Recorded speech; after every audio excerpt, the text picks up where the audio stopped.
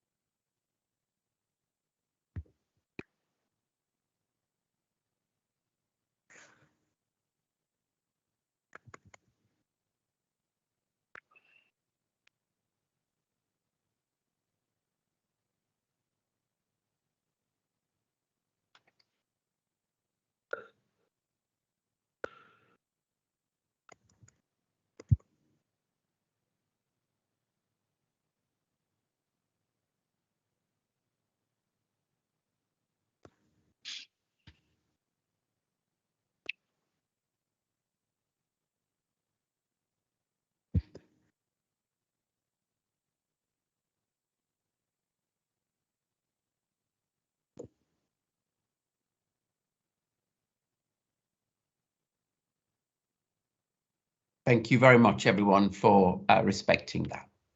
So are there any other contributions on the chair's remarks? Wasim, did I see your yellow hand was up?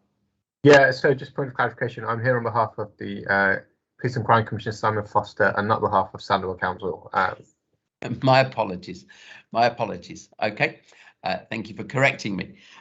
In which case, we come to item number 4 on the agenda, which is the minutes of the last meeting. Anybody want to make any observations on the other content?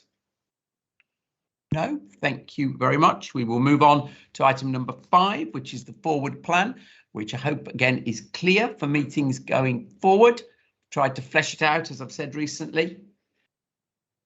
There we go. No observations on that. Thank you. In which case, item number 6 is the draft WMCA budget. And at this point, just let me mention one other thing. Obviously, I think it's appropriate that I say my apologies that the original pack was so lengthy.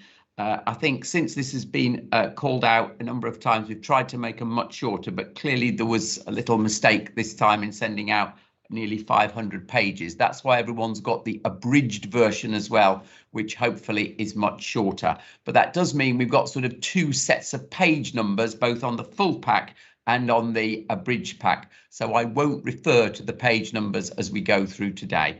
But Bob, please, if you'd like to take the draft WMCA budget.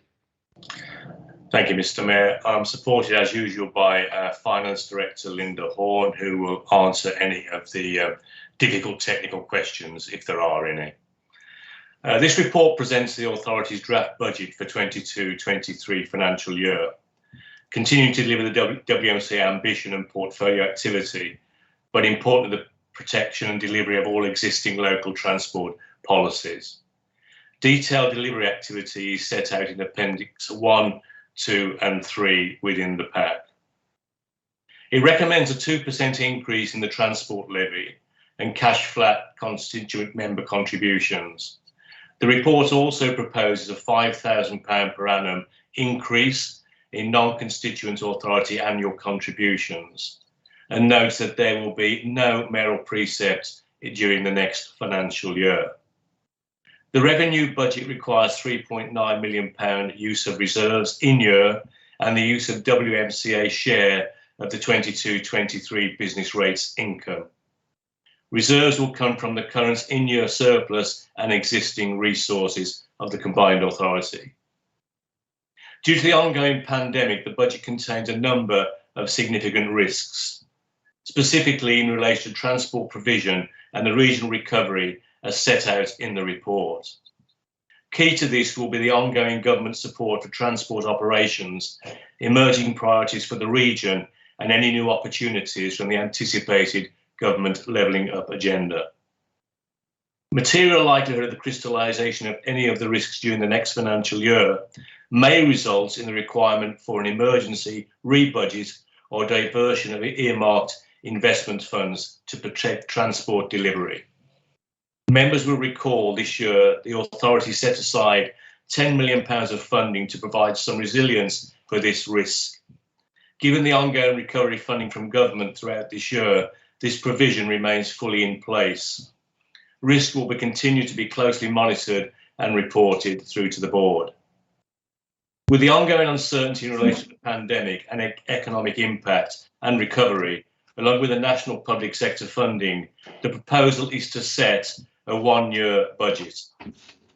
The report presents a balanced budget for the next year. However, it is clear from our current forward financial estimates that we need to continue to look at a more sustainable funding solution. In the medium term, including continuing to lobby government for sustainable funding from mayoral combined authorities. Work will begin to refresh these financial estimates now, with some options to be brought to leaders for consideration in May for onward consideration over the summer. The authority's capital delivery investment programme are summarised in sections 8 and 9 of the report, with the detail in appendices 4, 5 and 6. This is draft and will be updated to reflect the final CRSTS allocations and final capital spend for the year. At section 10 of the report, we also contains a necessary assurance from the authority's section 151 officer in relation to the robustness of the estimates and adequacy of reserves. In summary, the comments from Overview and Scrutiny Committee review of the budget and the Mayor's question time are set out in Appendix 7, and I thank them for their contribution. The draft budget will now be open for a period of review, and final budget report will be brought to the WMCA board on the 11th of February for final approval. I therefore submit this report for consideration. The recommendations which will go to the Chief Executive Officer of the Combined Authority are detailed within the report and are listed in my summary on pages 15 and 16. I hope therefore we can get support for this proposal. Thank you, Mr. Mayor. Thank you very much, Councillor Slay. I was very informal earlier on. I shouldn't do that in the formal board meetings. So are there any observations or comments on the paper? There's been lots of comments at previous workshops, of course, so appreciative to everyone who's got us to this point. But anybody want to comment? No? Okay. It's always the case. The work's done before. So there is one. Yes, Councillor Cathy Baton. Cathy. Yeah, thank you, Mayor. Just commenting really from a point of view of overview and scrutiny. Firstly, to thank both yourself and Councillor Slay for your contributions to that meeting. I think it's very helpful. But just to note, I think from the committee's point of view, the concerns around the transport pressures and then the potential for that to impact on core delivery if central funding does not appear. Obviously, we await your formal comments to the issues that we raised with you, Mayor. Thank you. Yeah, that's correct. Yeah. Anybody else? No. If not, I'll pass back to the Deputy Mayor to respond to them. Well, no comments, Mr. Mayor. So I think we'll take the matter forward. There is the proviso, of course, that we understand that local authorities themselves have not all formally adopted their budgets, and that is taken as read. So that is subject to those ultimate agreements. But we are proceeding on the basis of the indication that we've been given that this is the right thing to do at this point in time. Thank you very much, and thank you everyone for your support for that. In which case we go on to item number 7, which is back to Councillor Slay on the financial monitoring thus far this year. This is the financial monitoring report for the authority, reflecting the financial position at the end of November. The full year forecast estimates is an overall revenue saving of 699,000, just slightly increased from that previously reported. From a revenue perspective, the authority remains at risk from the uncertainty in the stability of the transport network associated with ongoing recovery funding to operators from government, as referred to within the draft budget report previously given.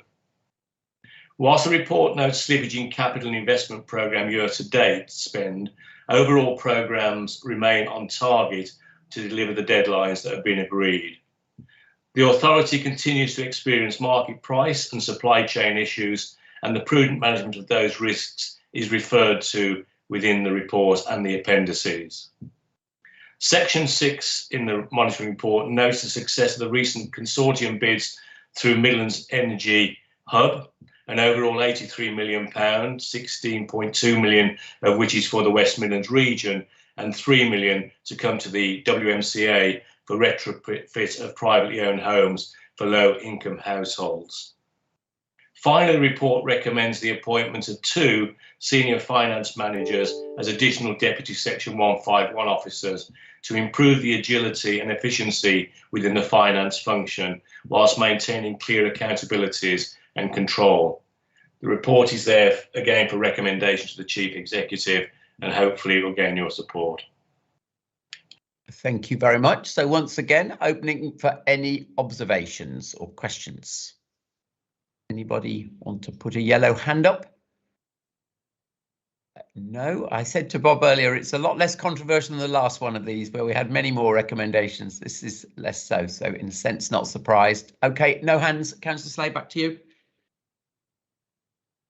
Again, Mr. Mayor, no comments, so we assume that everyone is satisfied with the current report.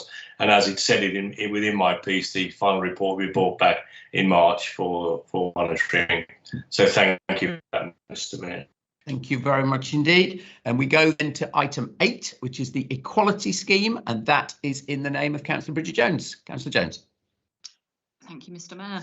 And can I start just from Birmingham's point of view, just to echo your comments regarding our departed friend Jack Dromey at the start of the meeting. He is sorely lost in our city, or sorely missed in our city. The equality scheme is before you. It is our draft scheme to go out to consultation with the public. We don't have to consult on it, but it is good practice to do that. So we want to do that to make sure it is the best scheme we can have for the region. It sets out the draft objectives and provisional timescales of publishing the scheme, which we hope to bring back to the board in March. We have a statutory duty to do this. You've got an update in it against the previous equality scheme, which ran from 2017 to 2019. And this builds on that to set out what we want to do going forward for the next 3 years. There's 4 key objectives, and I know leaders have been clear that they want CA to focus its activities on things within the CA's remit, and this is very much reflected within this scheme. So the first is looking at the primary objective of the CA, which is around transport, and how we make sure that transport projects and transport provision works for everybody across the region and contributes in itself to advancing the equalities agenda through affordable, accessible, safe and inclusive transport services. Second is weaving equalities through everything we do, much like we have with inclusive growth, and making sure that all of our schemes, strategies and programmes help delivery of positive inclusion for our region's diverse communities. The third objective focuses on embedding equalities within all of our work areas. It's not just our schemes and projects we're delivering, but all of the areas of work outside of that. And the fourth is an internal one focused on the workforce and the working environment at the CA and making sure that it reflects our great region.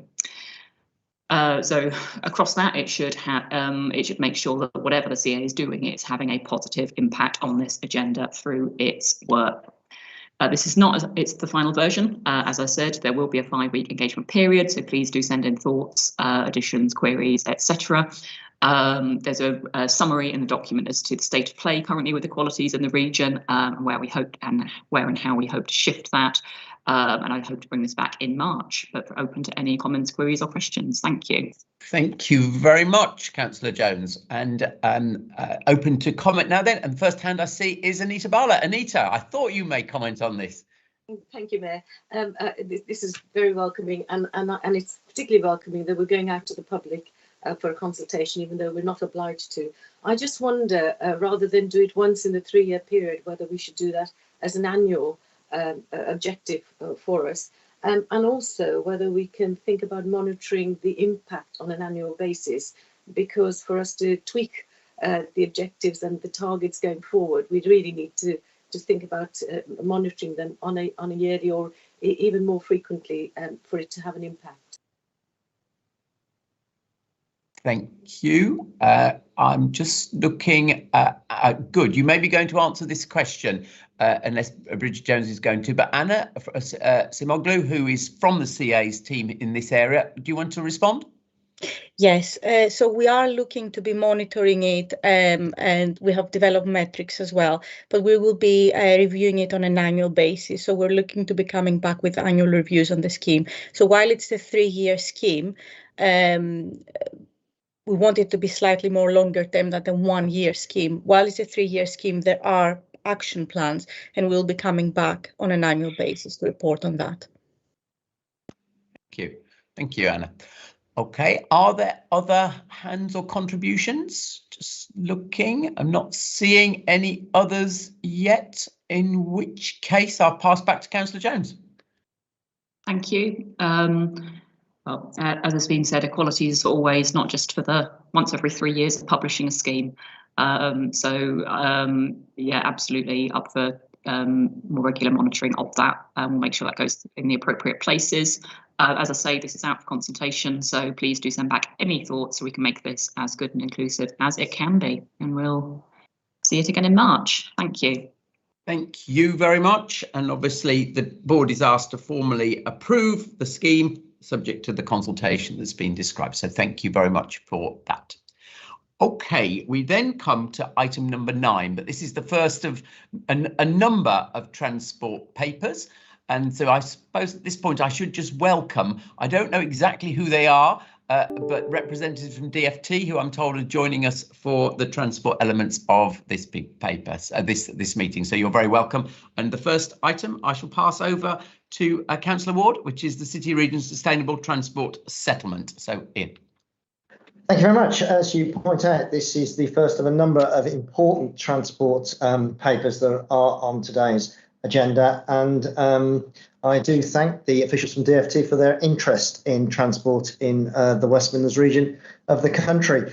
So this first one, which is the City Regional Sustainable Transport Settlement, we're looking for approval for the programme level business case of the schemes contained in and that will be funded from the City Regional Sustainable Transport Settlement.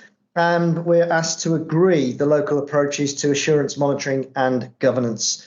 This is a very important paper, so I will take a little bit of time to make sure everybody's in the same space on this report. So starting off with a little bit of background, this is a 5-year capital settlement for the region, which will run through to March of 2027, and it will support the delivery of a sustainable transport investment programme, and that fund will be overseen by DfT. Following our meeting in September, we submitted a bid to DfT, which totalled some £1.73 billion of proposals. The Financial Monitoring Report back at our November meeting confirmed that the headline allocation awarded to the West Midlands was just over £1 billion, and that included some £788 million of new money coming into the region. In parallel to receiving that information, guidance was issued by the Secretary of State for Transport, which re-emphasised the importance of including extensive active travel and bus priority schemes within the programme, and that failure to do that could result in the initial funding allocation being reduced. So we've been mindful of that throughout this process. We're also advised that eligible areas for CRSTS funding would be unlikely to also receive capital funding for bus infrastructure proposals contained within the Bus Service Improvement Plan, and we'll come on to that report next. So any projects within the Bus Service Improvement Plan had to be considered for CRSTS funding where that was appropriate. So just to remind everyone, our ask against BSIP was originally in the region of 450 million, with 245 million of that being bus priority capital measures. So reaching a financially balanced programme for this scheme has therefore required a significant degree of prioritisation, and I'm assured that leaders have all been briefed fully on that. So to achieve that balanced programme, officers, both from local authorities across the region, TfWM and the combined authority, have undertaken an exhaustive process to develop this programme, and we're now seeking board approval of that in advance of our submission back to government. And I'd like to thank all of the officers who have been involved in that process for the work that they have carried out, particularly given that some of that work had to be carried out over the Christmas period.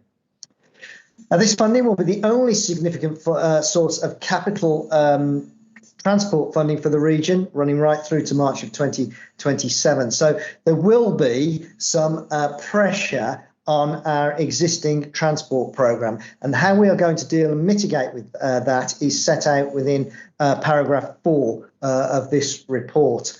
And it concludes with, following a discussion by financial directors and Section 1151 officers, constituent authorities and the CA, it has been decided that in such an event where unavoidable cost pressures emerge on CA transport schemes, these should be imported into the CRSTS programme to ensure the delivery of existing programmes, and that would be done in a transparent manner using the single assurance framework. If we are in that position, there's also likely to be a requirement from government that approval is sought through a change control mechanism, although we've not yet been specified by government as to what that control mechanism might be. The consequence of any reprogramming of the CRSTS portfolio may mean that schemes towards the later part of the programme will be deferred into the post-2027 period, but they will remain as priorities for delivery as and when funding becomes available. So nothing should fall off the table, as it were, as a result of that process. We're also providing for some soft contingency across the programme, and that's set out in paragraph 4.7, and the recommendations within this report do request that the board accept the principle of managing the programme with that soft contingency to ensure that those existing CA programmes can and will be delivered. Important part of this, indeed it's requirements of government, is that we have a robust assurance, governance and monitoring process. Now, that's set out in quite some detail in section 5 of the report. I won't go through all of that, but as I say, it is set out in quite some detail. I'm happy to take any questions should anybody have any. And as I said, government are placing considerable emphasis on the monitoring of delivery and on project and programme outcomes. So the combined authority will be required to sign up to any DfT requirements arising from their national evaluation programme. We are going to have a reserve list of schemes, and that's because reaching a proposal for a financially balanced programme has left a number of potential projects which were originally hoped to be funded through CRSTS seeking funding now from other sources. And we may have reference to that later on today's agenda. So a list will be maintained of high priority schemes to be held as reserve schemes.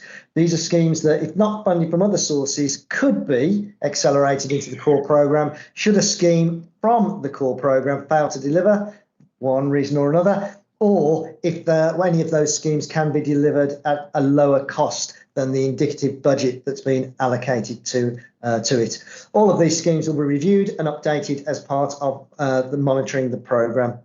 Now, the schemes that make up the just over 1 billion allocation are listed in a paper on the private agenda for today's meeting. Those schemes have been the subjects, as I said earlier, of quite a considerable amount of work by highways officers right across the region.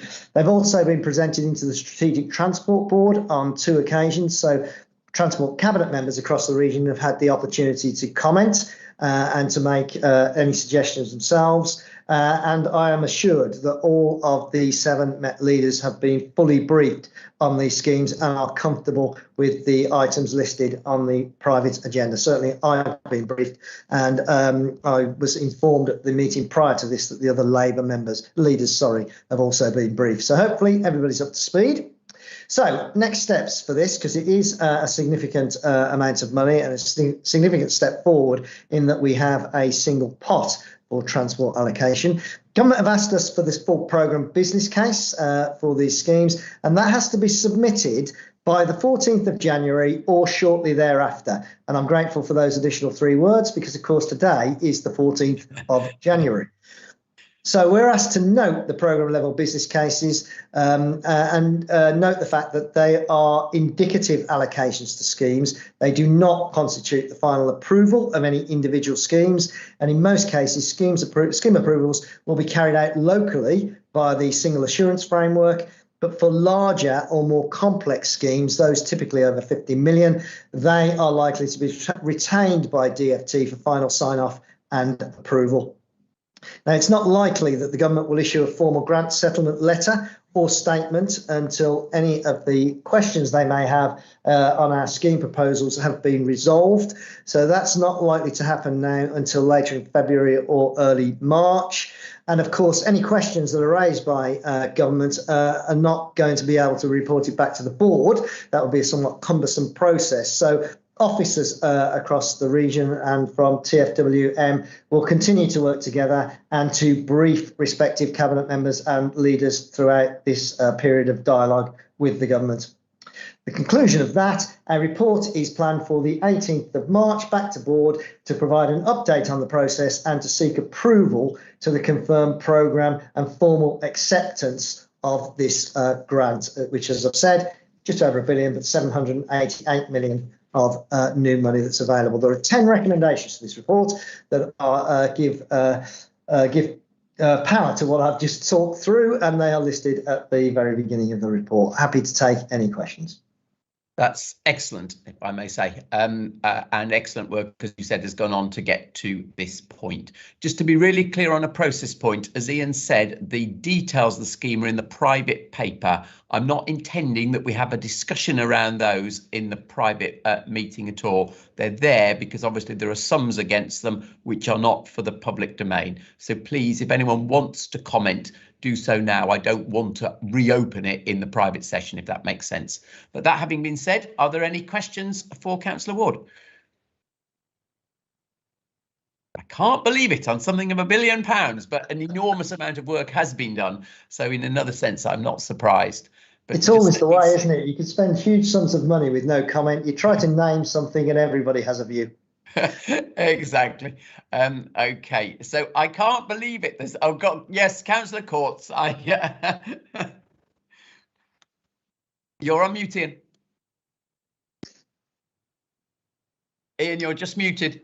No, it's okay. I've sorted out the difficulty. It's not a question or anything else. It's just to actually thank the team for doing this. A massive amount of work. Certainly you know, we have all been engaged in it, but the work is phenomenal, and my thanks to Councillor Ward also for the presentation, because I think it explained it very well, and I think we just need to get on with it. Thank you. Excellent, lovely. In which case, if there are no other hands, we will move to the recommendations. Again, I'm not going to read out the page reference because you've got 2 packs, but it's, as Ian said, it's the beginning of item 9 report, and there are the 10 recommendations there. And unless anyone shouts the contrary, I will assume they are approved. Thank you very much indeed. In which case we go to item 10, which is back to Councillor Ward, which is the West Midlands future bus delivery options. Thank you. This is again a very important report, particularly in the context of what we've been through over the last 2 years and the ongoing difficulties in emerging from the pandemic. So this provides an update on future challenges and opportunities in the bus market, and we're asked to agree a course of action or way forward that will support the role that buses play across the region, and buses are of course the key plank of public transport for the West Midlands. Now, again, government published the National Bus Strategy entitled Bus Back Better in March of 2021. That set out for all of us the requirements for local transport authorities to submit a bus service improvement plan that would outline proposals to maximise the potential of buses in local areas to meet the aspirations of that strategy. Now, the government have committed some £3 billion to support the National Bus Strategy implementation. Very much hope there'll be future updates to that sum, because it sounds like a lot of money. When it's applied across the country, of course, it's not going to amount to what is required, I would suggest, to deliver the kind of bus transport networks that we will need across the whole of England. For us in the West Midlands, our bus service improvement plan was submitted back in November of last year. It included a whole series of aspirations. They're summarised in paragraph 2.5 of this report. At the same time, we were required to advise the government on how we intended to work with bus operators to deliver on the plans within the bus service improvement plan. And we have 2 options, really, either an enhanced partnership or a franchising scheme. One of those 2 options are required if we're to be eligible for future funding allocations. Now, as everybody will be aware, here in the West Midlands, we already have an enhanced partnership in place, and I would argue we have a very, very strong record of working positively with operators right across this region. That enhanced partnership, I think, has worked very, very well. So we did advise DfT that our preferred delivery approach would be to continue through partnership. However, we also wanted to keep the option of franchising under review and on the table, as it were. And just to remind everyone, any authorities with franchising powers are able to switch between an enhanced partnership or franchising scheme if the circumstances dictate that, or if we conclude that one or the other would be a better approach. Now then, as I mentioned earlier, we've been through an extraordinary period over the last 2 years, and some of the realities facing the bus industry as we recover from the pandemic and the impacts of that pandemic are set out in paragraph 2.7. And you'll see there that as of November last year, bus patronage had still only recovered to 75% of pre-COVID levels. There's numbers of reasons for that. People still home working, the huge growth in online shopping, and I'm afraid the fact that some people are still reluctant to travel on public transport. They consider it to be too risky, and that's particularly the case amongst vulnerable people or people who have underlying other health issues that places them at higher risk. Now, throughout this period, government, both local and national, have been very supportive of the bus industry. Local governments have continued paying subsidies and concessions at pre-pandemic levels, despite the reduction in passenger volumes. And of course, the national government have covered operators' losses by directly subsidising them to maintain services. And as a result of all that effort, the impact on the network has been minimal thus far, with less than 4% fewer routes across the network here in the West Midlands. However, obviously these situations cannot go on forever, and the government's bus recovery grant, which has been negotiated directly between government and bus operators, is due to end at the end of March this year. And bus operators, understandably, are telling us that that could result in some network reductions. And whilst it's, I think, highly unlikely that government will not provide any funding at all after March, there is currently no commitment to any funding. So as we sit here in this meeting today, we do face potentially something of a cliff edge at the end of March. And bus recovery grant ending or being reduced can have a significant impact. It might result in service cuts, fare increases, or increased reliance on subsidy. And operators are already, and you'd understand this actually, given they're private companies, they're already seeking to maintain the most profitable routes, and that of course places at risk less profitable routes across the region. So TfWM will be required to assess any gaps in the network and determine the extent to which a subsidy should be provided to maintain services. Now, of course, if we have to provide a subsidy to maintain services, that will come at a cost. And it is currently estimated that there may be a risk of up to 50 million for the combined authority next financial year with its tendered bus budget. So one of the things we may have to go on to consider is whether we review our standards for access to the network in order to mitigate against that potential £50 million risk. Now, we don't have to do anything at the moment because, as I've said, we still anticipate there may be some further funding coming from government, but we do need to keep a close eye on this situation. Discussions are, of course, continuing between bus operators and government on the possibility of extending that grant. And TfWM are also seeking support from government because we have an event coming up in the summer of this year, which is quite important, not only to the city of Birmingham, the wider region, but it's also very important to the government, who are a key stakeholder in the event. It is, of course, the Commonwealth Games. And what the last thing we need is disruption to the public transport network during the period of the Commonwealth Games. That is likely to attract news headlines around the world, and it's something we have to work very, very hard to avoid. Okay, just coming back to bus options going forward. As I've said, we've already informed DfT that we have an enhanced partnership and we'll continue to run that enhanced partnership. But we do want to keep the option of a franchising scheme on the table. So this report is recommending that a full franchising assessment should now be undertaken in order that we continue to have both options available to the region going forward. Whilst we're doing that, we'll continue to work with the operators in order to deliver on the enhanced partnership. So we'll have both things running concurrently. And we've made provision of £1.5 million through the CRSTS programme that we've just agreed in order to fund this ongoing work. So there are three recommendations set out at the start of this report that give action to what I've just described. Thank you. Lovely. Thank you very much. So first hand is from Councillor Duggins. George. Thank you, Andy. I think colleagues.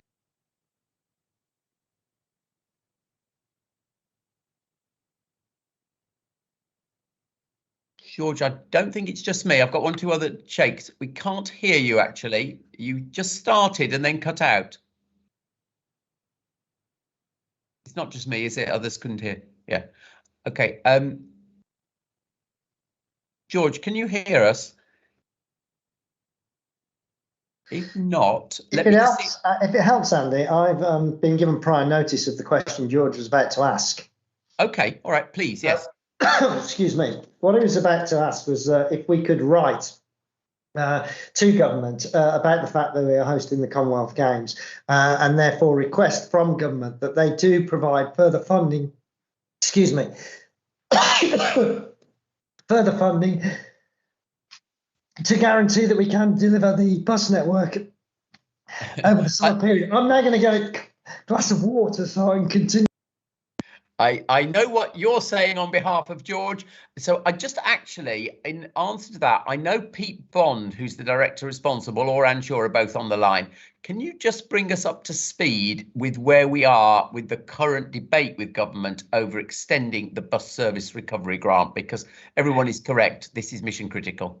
Yeah. So Anne or Pete, I don't know which of you want to take that. Yeah, I'll answer it briefly, but if Pete wants to add a little bit more detail, we can. We are obviously in discussions with DfT. It's not just ourselves in terms of what happens post-March. It's all the local transport authorities and what we might need to do in order to safeguard the network, the bus networks in particular. So we will and are talking to DfT, who are also in discussions with Treasury as well about what funding will be available post-March to support the bus network. And as part of our Commonwealth Games preparations, as Councillor Ward has just mentioned as well, we are also in those discussions with DCMS and DfT about what those requirements are as well. So we are having those conversations, but we do need to have DfT come back to us and confirm what is available to us as part of that. So it would be appropriate to do as Councillor Duggins and Councillor Ward suggested. Yeah, I just asked him while you were away for a glass of water, for Anne, just to update us on where we are in the current discussions with DfT. But I think the logic is that we should definitely follow up the suggestion being made. Yeah, okay, great. Were there any other hands? And Andy, I'm just sorry about that. I don't know what happened with the connection. I take it the idea of the asking for the bus recovery grant to be extended is what's been talked about. Correct. Ian was able to say he knew what you would be going to ask for. So thank you. And you're back with us loud and clear, which is great. Yes. And the answer to that is yes. OK, I think any other hands? Ian C, were you on? Couple of questions, please. I can't seem to put my virtual hand up. No, just out of interest, are any other regions pursuing bus franchising? I don't think there's any been granted, but I just wonder where they are. And secondly, what process are we going to adopt to investigate this? We're obviously putting a lot of effort into it. Just like to know what what the governance is, what opportunity there'll be for individual authorities to contribute to this. Do you want to answer it, or shall I ask Anne to come in? No, it's okay. I think I've recovered, and apologies for having to nip off to get a glass of water. First of all, are there any other authorities exploring franchising? Yes, the Greater Manchester region are exploring franchising. They've probably done more work on, well, they certainly have done more work on franchising than we have, a little bit further down the track than we are, but they are considering it as well as ourselves. As to the process for this, we will, of course, involve all of the constituent authorities, but let me bring Anne in, who could probably put some more meat onto that bone. Yeah, so as we're developing the evidence base around bus franchising, we will make sure that we incorporate that. We'll probably use the Strategic Transport Board as well to report through to relevant cabinet members. And should we need to make any new decisions through the CA board, ultimately that will be where the decisions are taken. I don't know whether Pete Bond, who is actually leading this work, might just want to confirm what the governance process will be, if that's okay. Yes, certainly, Chair and all, and the governance process around this will be leading. It's as set out in the report. It's determined as a full franchising assessment. So, following a decision from this board, then there will be a timetable that sets out the governance approach through both the combined authority and through the respective leading groups, as Anne's mentioned there, Strategic Transport Board and others, and the timeline under which that will be undertaken and reported back to the board. Thank you. In which case, are there any other hands? If not, I'll pass back to Councillor Ward just to summarise. Well, thanks very much. I don't think there's anything further to add, really. I'll just commend this report and its recommendations to the board. And the three recommendations are there at the beginning of the report, and in the absence of any view to the contrary, we will agree that. Thank you all very much. So we go to item 11, which is the West Midlands Local Transport Plan Draft Course Strategy, and it's back to Councillor Ward. Thank you. We're seeking endorsement of the approach for developing a new local transport plan for the West Midlands and approval to undertake public engagement of the draft core strategy document. All local authorities, of course, have a statutory duty to produce and review a local transport plan. And it's been some time now since Movement for Growth, which was the fourth local transport plan for the West Midlands, was published. And since then, of course, there have been a number of significant changes, not least amongst which is the challenge and the growing challenge of climate change.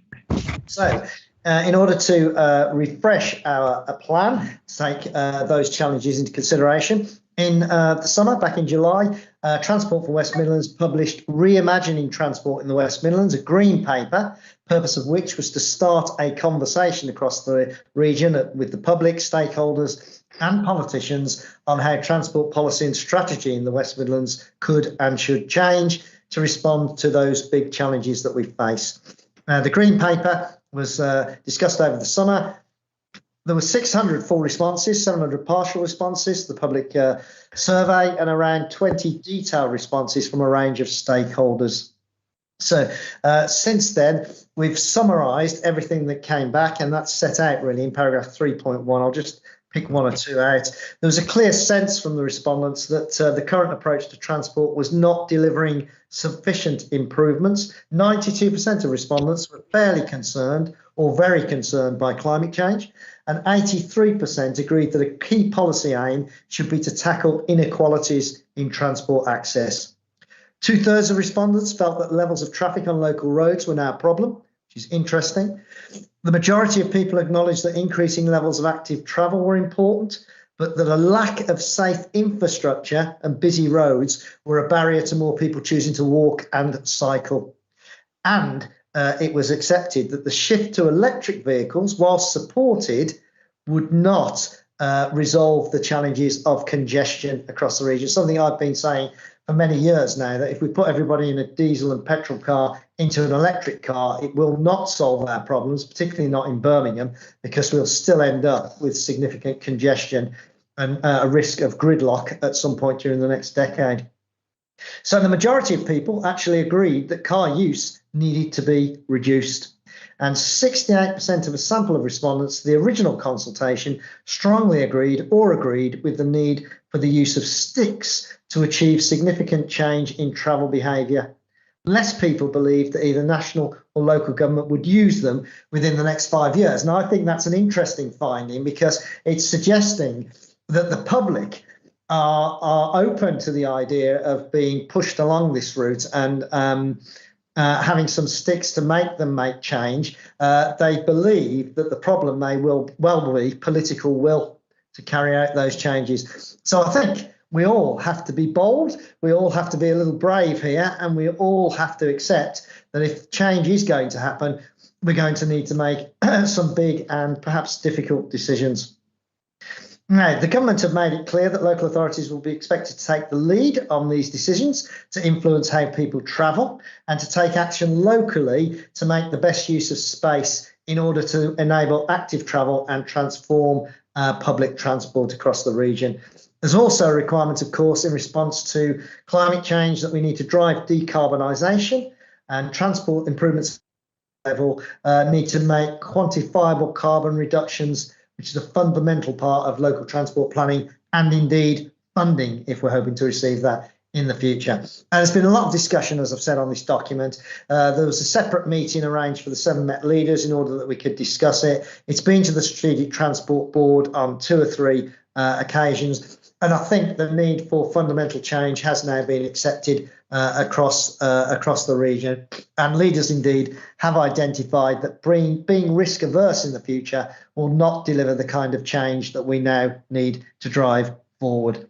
So the plan itself contains a number of big moves. They're set out in the diagram within paragraph 5.8. And as I've said, what we are now seeking from this report is board approval for the engagement on the draft core strategy to start in early February and run for a minimum of 8 weeks beyond that, after which it's intended that the final core strategy and draft area and theme strategies will be presented back to the board in the summer of this year.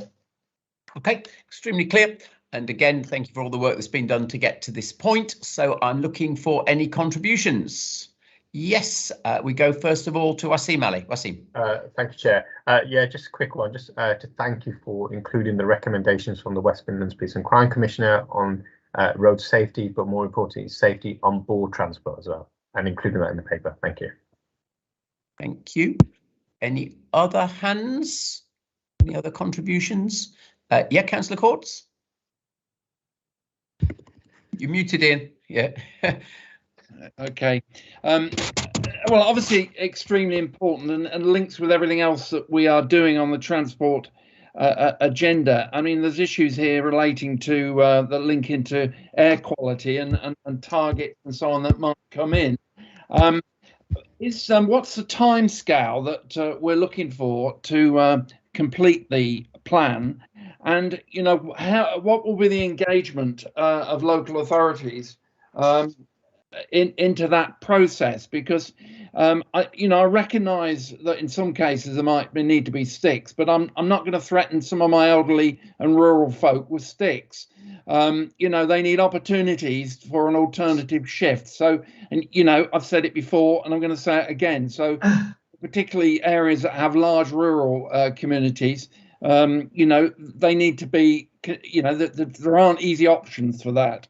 Have we had any feedback actually from Department of Transport as of yet? Okay, thank you. And I think we'll take one more hand before I pass back to Councillor Ward, which is to Wolverhampton, Stephen Simpkins. Yeah, the integral part of the transport infrastructure is, and if we want to encourage people to use public transport, is the pricing. So there needs to be a strategy ongoing to encourage people and to make it affordable for us. But there also must be future expansion of transport across the region.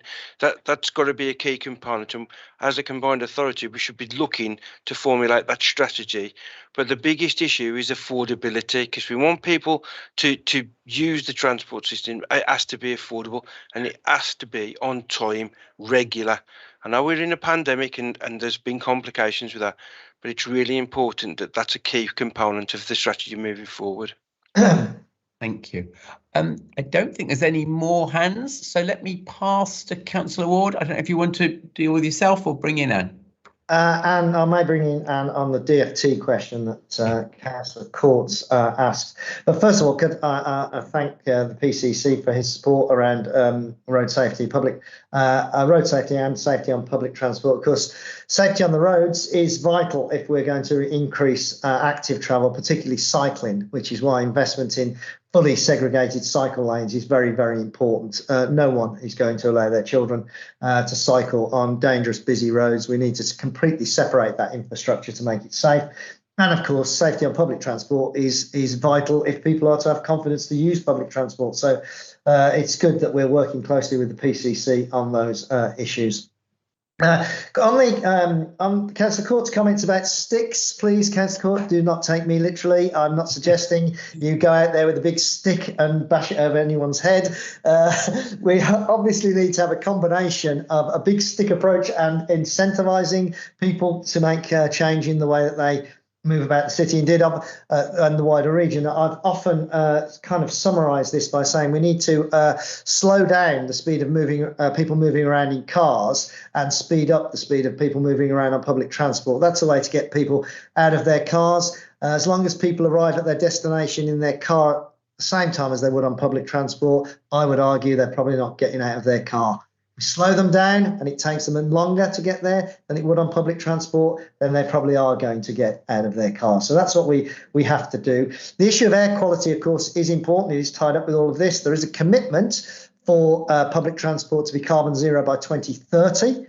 And you'll be aware that in the city of Coventry, there's an initiative, Electric Bus City Initiative, to have all electric buses in Coventry. And in Birmingham, we have purchased 20 hydrogen buses that are currently being deployed onto the network. And as you know, we have a bid in for a further 125 such vehicles. And in Birmingham, we do have an ambition to become the centre of this technology, both for double-decker buses and for larger HGV vehicles, because we see that as being the future, and we'd like to be the centre of hydrogen technology within the country in the future.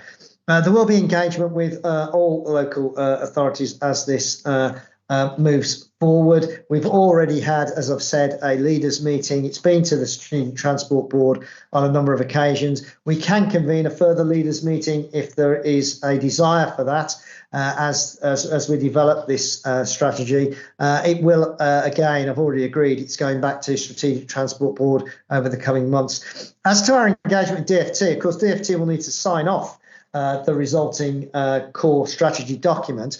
But I don't know if we've had any feedback from DFT and on where we are at the moment. Yeah, so we have been engaging with DFT around this whole process, and just to say, obviously, we're following the statutory guidance as it stands at the moment. There will be this statutory consultation. Ultimately, we will adopt as the CA board a new statutory transport plan later in the year. And obviously, with local authorities, the area-based strategies will deal with all of those local issues that Councillor Courts mentioned as well.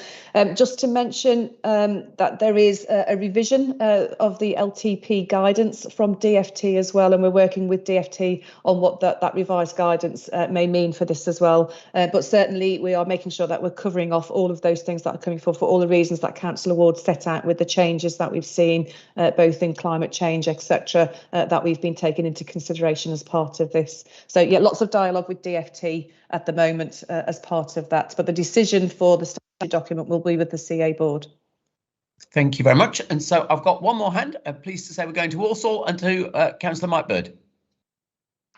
Thank you, Mr. Mayor. As one of the recipients, no doubt, in the future from Councillor Ward Sticks, I just wondered whether members were aware that from, I think it's June of this year, every new car has to be fitted with a speed limiter, which will detect. Oh yes, it's one of those stupid laws from Europe, which we're stuck with.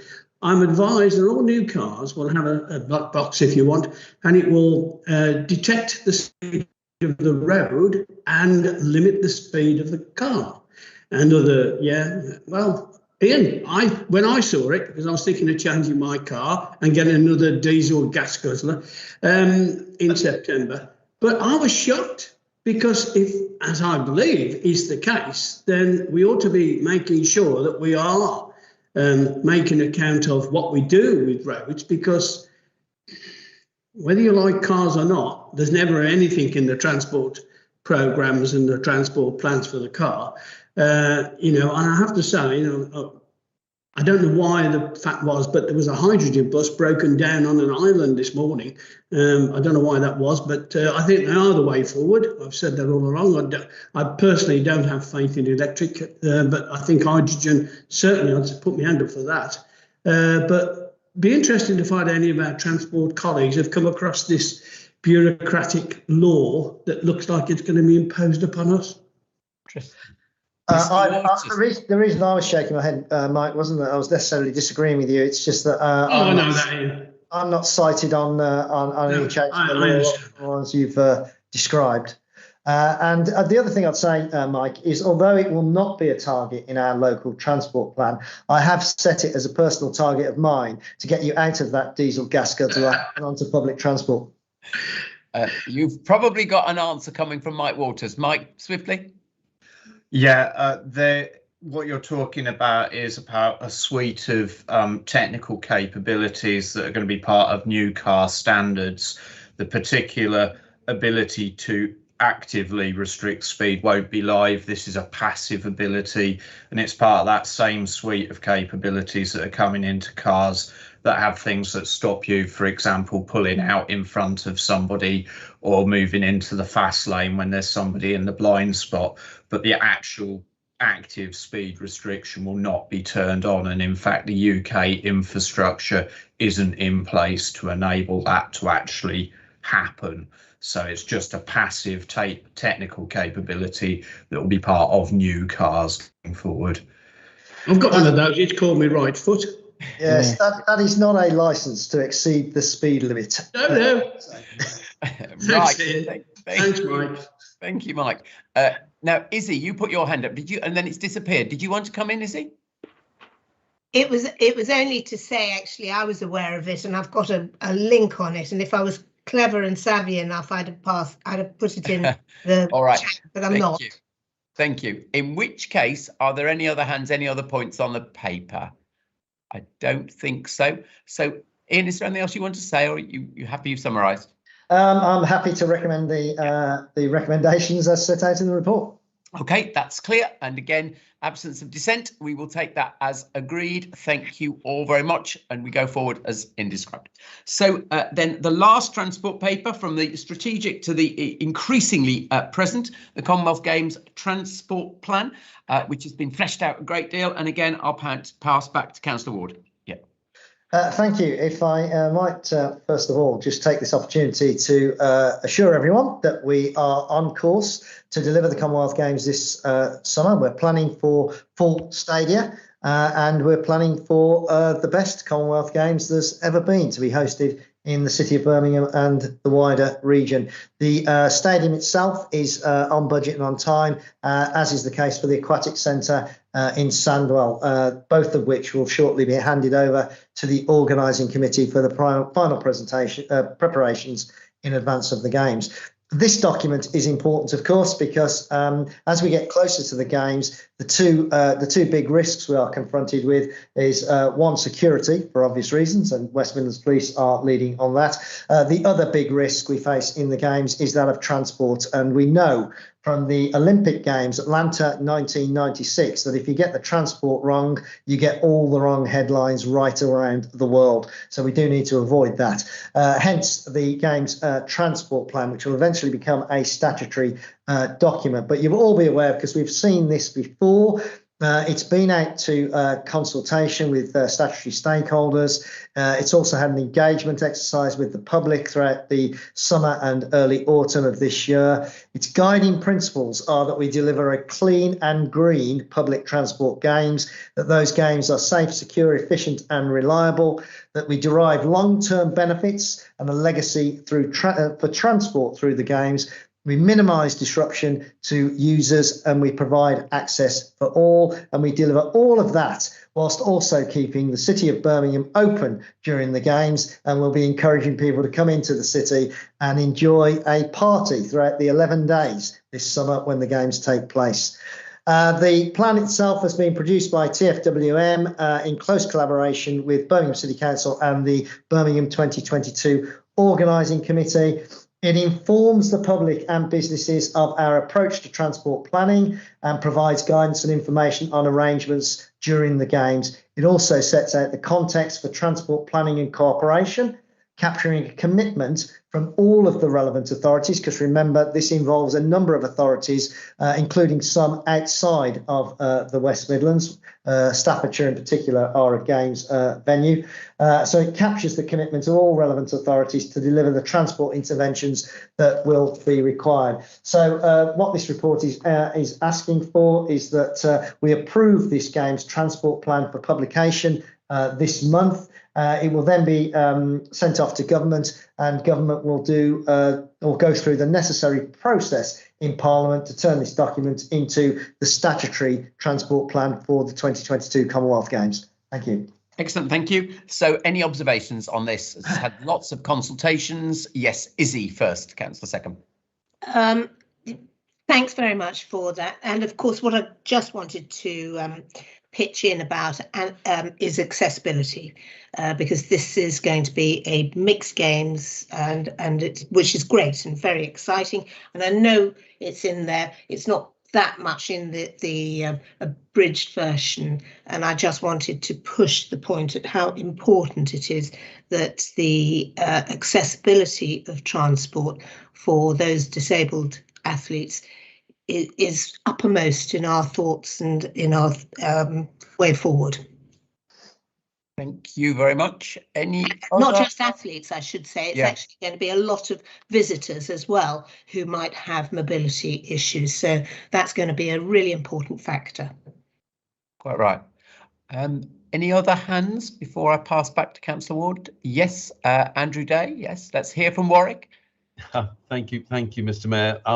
I concur with Izzy's comments, Councillor Seckham's comments there. We've got work going on at Leamington Station over the next few months to improve accessibility there, Councillor Ward, and would welcome a visit if you wish to see what we're doing. But it is paramount, because the lawn bowls and para bowls will run every day of the Games, and I believe the forecast numbers are between 5,000 and 10,000 visitors. Marvellous news, but we cannot allow Leamington Station in particular And I look forward to your visit, Mr. Mayor, on the 1st of February. We will be showing you those preparations and getting your views on any additional works that need doing. But I just want to highlight that will run every single day of the Games and will be a major transport, I think, hotspot for us. Thank you both. Anybody else? If not, I'll go back to Councillor Ward.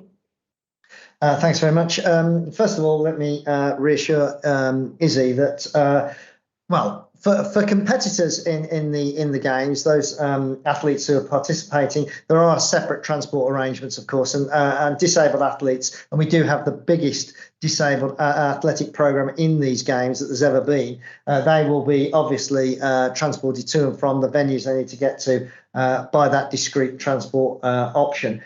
For others accessing the Games, those visiting Birmingham and those coming to, because they're coming to events during the Games, the Games will be fully accessible. All of the venues are required to be fully accessible, and indeed transport has to be fully accessible as well. So we are determined that we will deliver not only the best Commonwealth Games, but the most accessible Commonwealth Games that there has ever been, and it will genuinely be a Games for all.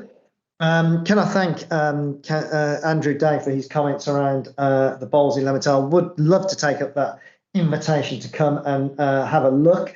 I personally am delighted that the Bowl Centre, which is the national centre, I believe, in Warwick, is included in these Games. When we were putting together our bid, we were looking to put the lawn bowls at Aston Hall in Birmingham, which would have been a fantastic venue in actual fact, with a really dramatic backdrop. But in the event, I do believe that utilising the national Lawn Bowls Centre and the opportunity to enhance that centre as a result of the Games was the right decision going forward. So I'm really pleased that Warwick are involved in this, and more than happy to come out and have a look as and when that would be convenient.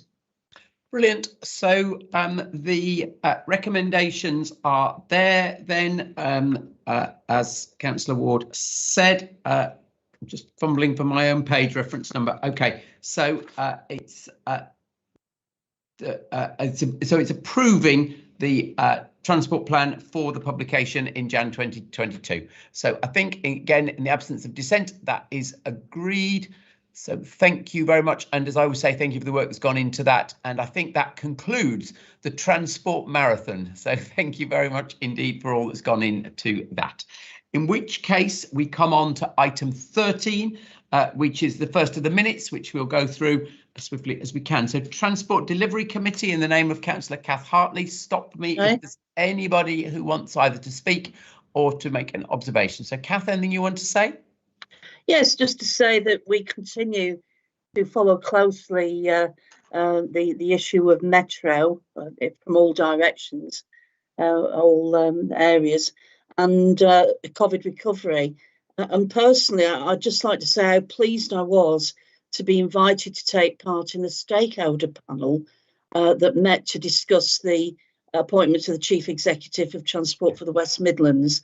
I'm now equally pleased, I'm sure I'm speaking for the whole of Transport Delivery Committee, that Anne Shaw came through and was appointed. Thank you. Thank you. And you've beaten me to it. I was going to do that under the employment committee. I'm sorry. No. You are absolutely appropriate. So no need to apologise at all. But obviously it's only appropriate, as Kath's mentioned it, to formally say, obviously, to note Anne's appointment and, of course, to offer congratulations. So that was confirmed out in the media yesterday. But Kath, thank you for drawing attention to it. I thought you'd done it before I arrived. No, I was waiting. But so don't you worry. Don't you worry. Anything else for Kath? No? Okay, thank you for the work of your group then. And then we go to 14, which is the Energy and Environment Board. Councillor Courts, anything there? Not really. We held the meeting at Tarsley Energy Park, which was fascinating, and I do like this sort of having meetings on and seeing things at the time. And this was very successful to see what what was going on there, and see buses coming in and being refilled on the premises, so to speak. So nothing on the meeting itself. Thank you. Lovely. No one's stopping me. So item 15 is the Investment Board. Councillor Slay. Thank you, Mr. Mayor. Just one particular item. I draw members' attention to Investment Board Minute 88, which deals with some enhancements to accelerate investment with the collective investment fund and the revolving investment fund. It doesn't technically need approval, but it does need an endorsement from the board for the 10 recommendations that are made there. We've taken advice from our investment partners and from officers, and this would in fact accelerate investment across the West Midlands. So by noting, I'm assured that that is in effect endorsement of the recommendations from the investment board. Thank you, Mr. Mayor. Thank you. I presume everybody's content with that. And it's worth noting there've been a number of important announcements from the Collective Investment Fund over the last few weeks, actually. Great investment in Coventry at the old Megget site, for example. So there's a steady flow there. But that's noted. No, not seeing any dissent. Thank you very much.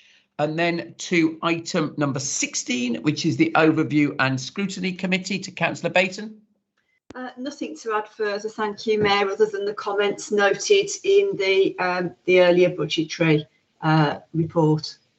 Yeah, let me just see. I don't think anyone wants to stop me, so we will thank you for that and press on to 17, which is the Employment Committee, just technically the notes of the December meeting.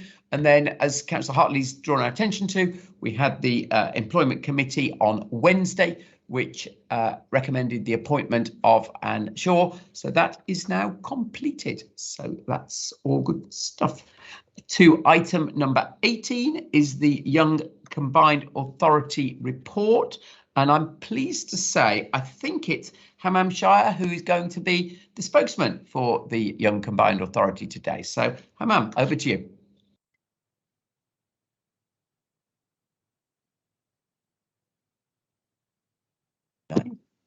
Thank you, Mayor Andy Street. Can I just start by saying we've lost a political giant and our region's greatest campaigner. Our thoughts go out to MP Jack Dromey's family. Also, may I give my congratulations to Laura Shove on her being awarded to CBE. Thank you for having me. So I'll start off. My name is Haman Shayan. I am here today with Talaha. We are new members of the West Midlands Combined Authority Board. We joined the YCA in November last year to speak up about the issues that matter most to young people in the West Midlands and help decision makers to see the world through our eyes. So it's fantastic to be able to join and present here today at the West Midlands Combined Authority and meet the Mayor and the rest of the YMCA board.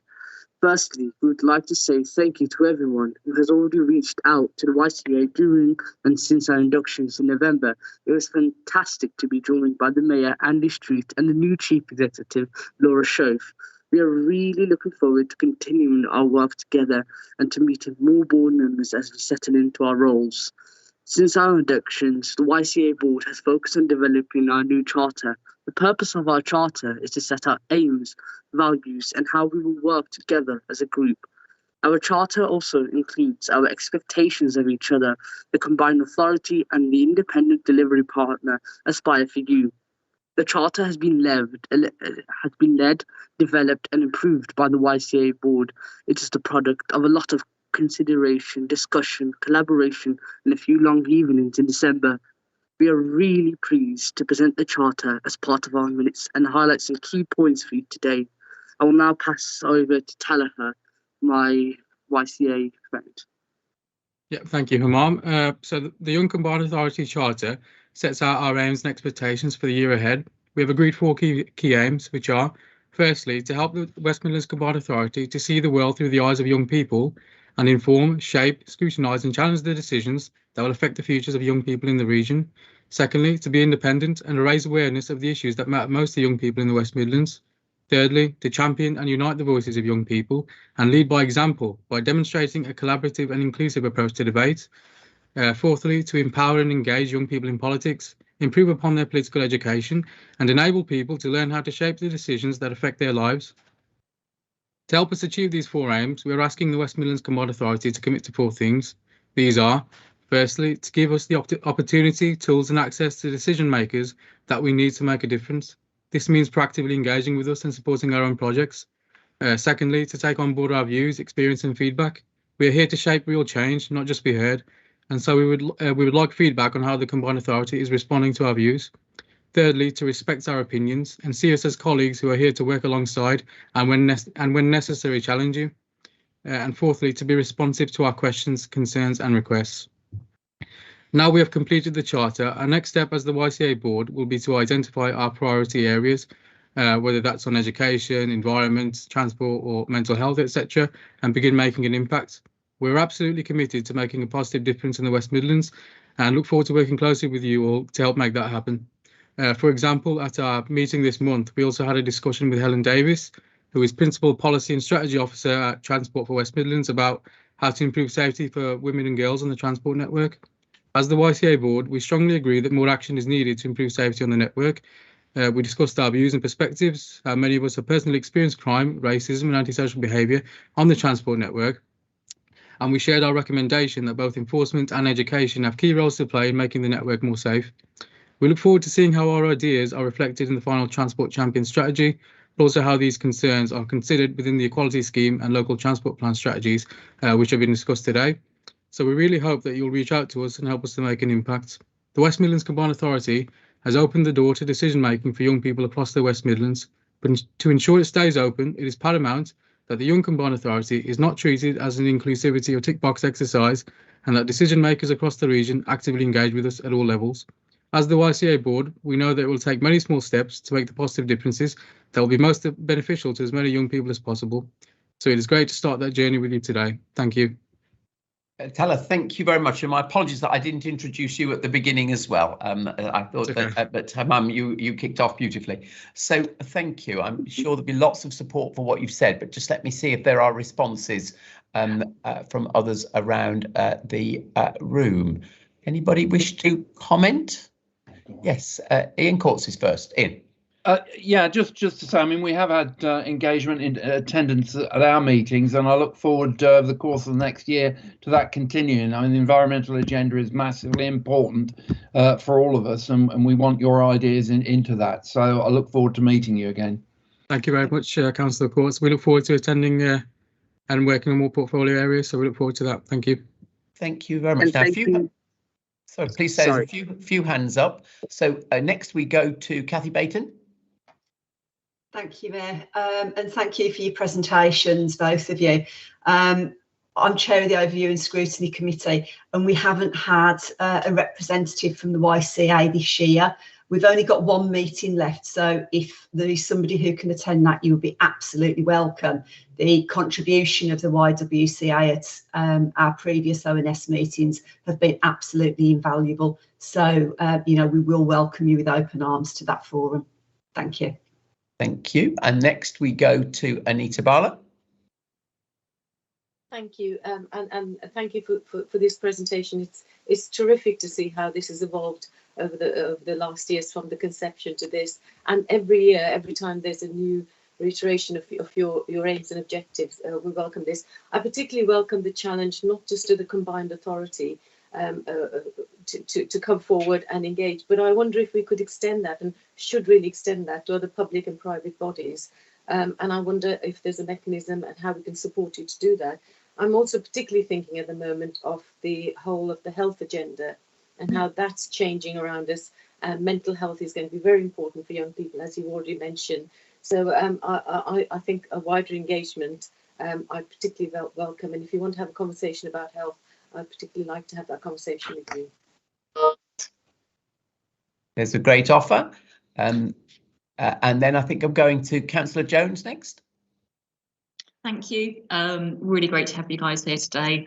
Had a really positive working relationship with the CA in its previous format, and really look forward to engaging with you in this one, because we all know the region looks very, very different through young eyes, even if we aren't that young anymore ourselves. So thank you. Really look forward to working with you.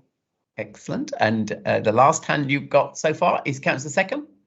So excellent, yes, and particularly thinking of the work we did on Health of the Region report, actually engaging with the young council at that point was important, because really trying to address the inequalities across the region really looks at the opportunities coming forward for young people, as well as those of, you know, the wider range. But we did get in touch, and I think there's an ongoing piece of work to do there, and particularly actually some of the work that around the mental health that Anita talked about, Thrive to Work, things like that. I think that we could really engage with the council, so that would be a great opportunity.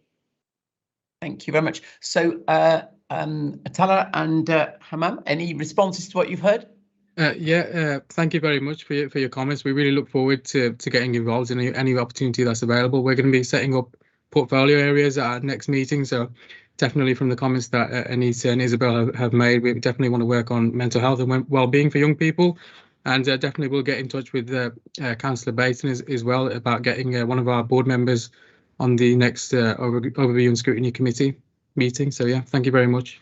Thank you. And I'm sure it goes without saying, I think, Laura, you will make sure that the executive team think about how we can make more of these contacts as well, as we are being encouraged to. Hammam, sorry, you wanted to say something more. I cut over you. No, sorry, it's okay. Thank you, Mr. Mayor. I just want to say thank you to all the councillors and you, Mr. Mayor Andy Street, for just letting us talk and represent the YCA, and we look forward to working with you in the future. Thank you. Thank you very much for prompting us in the way in which you have. Thank you very much, guys. Okay, in which case it is to item number 19, which is the formal exclusion of the press and public, which we have to do online as well, although I'd be very surprised if there's a member of the public lurking somewhere online. But just to read it out very quickly, exclude the press and the public from